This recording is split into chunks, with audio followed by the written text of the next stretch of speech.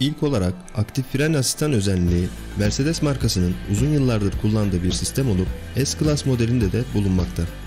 Kaza durumunda mesafe ne kadar az olursa olsun acil durum fren yardımı öncelikle bir uyarı sesi verir ve sonrasında tepki vermememiz durumunda ise emniyet kemeri kendiliğinden daha sıkı hale getirir ve kaza anını güvenliğini sağladıktan sonra sizin yerinize otomatik olarak fren yaparak olası bir kazayı önler.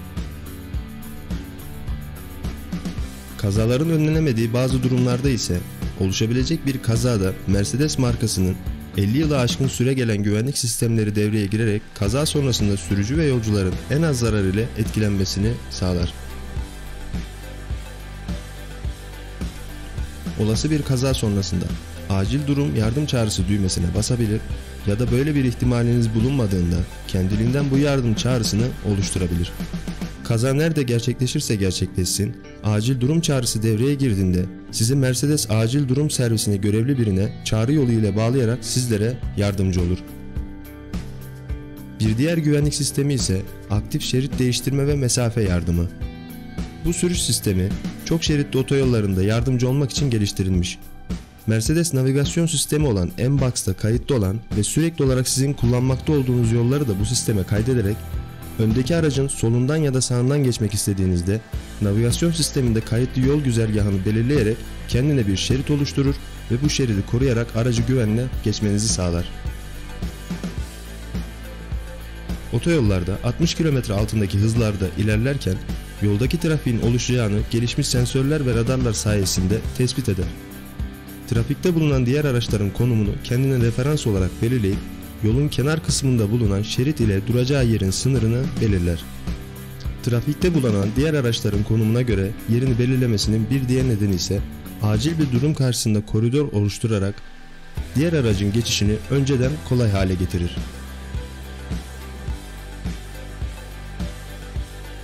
Aktif acil durdurma yardım sisteminde sürücünün uzun süre direksiyon veya pedallara müdahale etmemesi durumunda devreye giren bir sistemdir.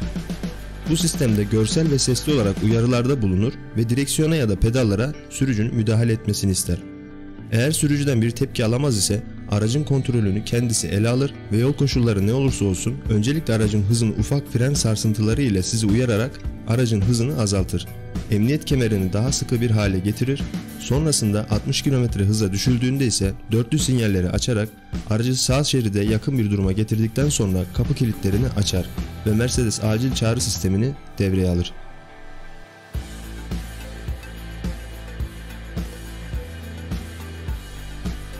Bir başka sürüş güvenliği sistemi olarak aktif şerit takip sisteminden bahsedecek olursak, bu sistem ile 60 km ile 250 km hızları arasında seyir halindeyken istemeden oluşacak kazaları önlemek amacıyla şeritten ayrılma durumunda öncelikle Mercedes ses ile uyarır, müdahale etmezseniz sizi tekrar şerit içerisine gelmenizi sağlar.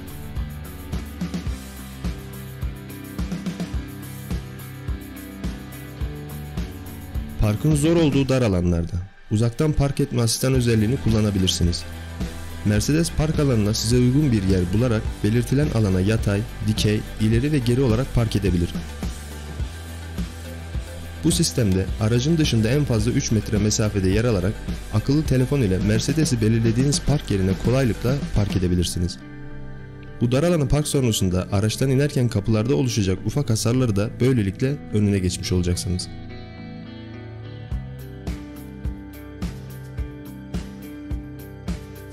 Saymakla bitmeyen bir diğer sürüş ve güvenlik yardımı ise arka çapraz veya kör nokta uyarı sisteminden bahsedecek olursak, park alanından çıkarken sistemi devreye girer, size yaklaşan aracı sensörler sayesinde algılayabilir.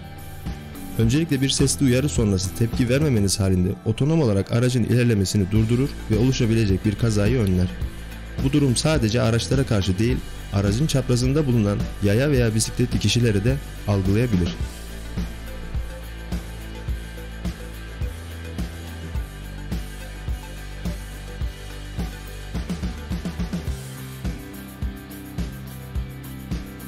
Aktif fren yardımı ile şehir dışında bulunan veya yoğun olmayan kavşaklarda meydana gelebilecek kazaları araç önünde bulunan radar ve kameralar sayesinde önleyebilir. Meydana gelmesi muhtemel bir kaza anını önceden tespit ederek sesli uyarıda bulunarak kaza oluşacağını belirtir ve sürücüden bir tepki alamazsa otonom olarak hızlı bir şekilde fren sistemini devreye alır, oluşabilecek kazayı önler.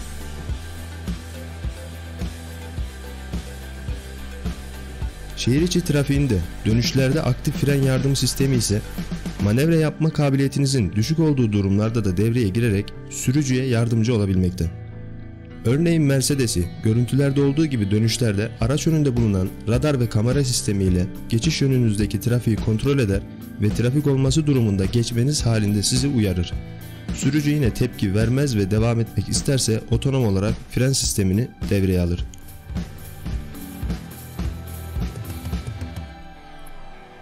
Aktif kör nokta yardım sisteminde 10 km üzeri hız ile seyir halindeyken Mercedes sürücüsünün fark edemediği bir noktadan herhangi bir aracın yaklaştığını ve aracınızın arada kalacağını fark ettiği durumlarda sol veya sağ aynada görsel olarak uyarıda bulunur.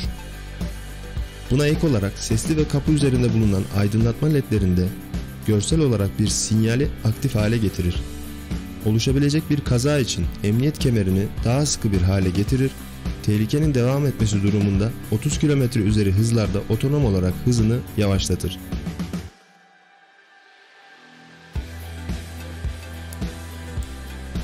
Mercedes sadece sürüş anında değil, aracınızın yol kenarına park ettiğinizde araç içerisinden çıkarken de sürücü ve yolcuların güvenliğini korumayı amaçlamakta.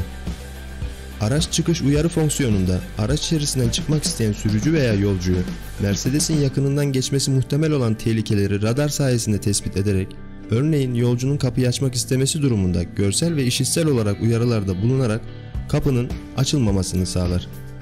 Bu fonksiyon aracın motoru durdurulduktan sonra 3 dakika daha aktif olarak kalmakta.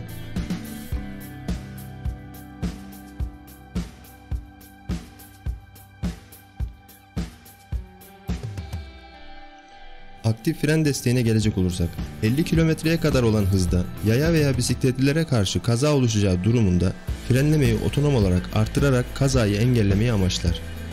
Eğer frenlemeyi sürücü ayarlayamaz ve gereğinden az fren ya da fazla fren uygularsa, bu sistem gerekli seviyede fren desteği vererek sürücüye yardımcı olur.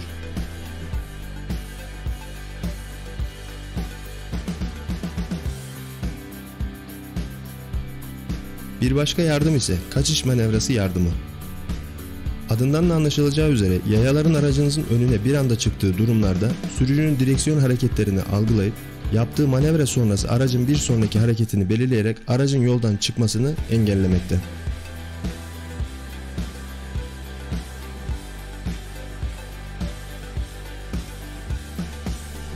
Yoğun trafik koşullarında aniden denk geldiğimizde devreye giren bir diğer sistem olan acil fren fonksiyonu, 130 kilometreye kadar olan hız ile yolda seyir halindeyken radar ve kameralar tarafından tespit edilen bir trafik var ise sürücüyü öncelikle görsel olarak uyarır, sonrasında hızını otonom olarak 100 kilometreye kadar düşürür. Sürücünün tepki vermemesi durumunda acil fren fonksiyonu görsel ve sesli uyarıda bulunarak aracı durdurur ve kazanın oluşmasını engeller.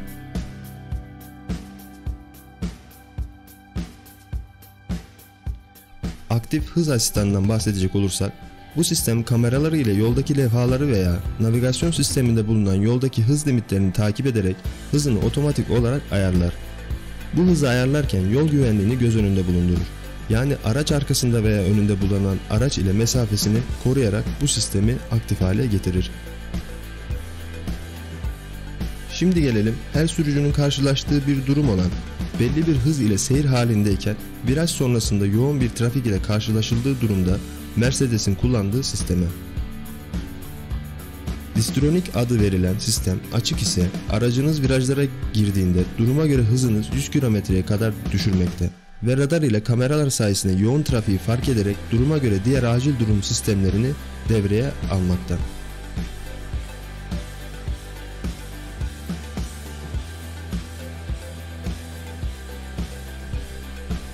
Bir diğer özellik, düz yolda seyir halindeyken yol ayrımlarında bulunan virajlı yollarda sürüş hızını otonom olarak ayarlar ve yola uygun bir hızla savrulmayı önleyerek rahatça virajı almanızı sağlar.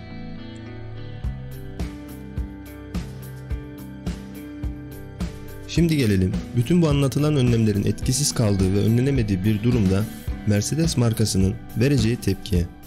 Görüntülerdeki gibi meydana gelecek olan bir kaza öncesinde oluşacak olan kazayı geç fark edilmesi durumunda yaralanma riskini azaltmak için Mercedes radar sensörlerini kullanarak yaklaşan bu yan etkiyi algılar ve çarpmadan kısa bir süre önce sürücüyü ve yolcuyu aracın merkezine doğru hareket ettirir.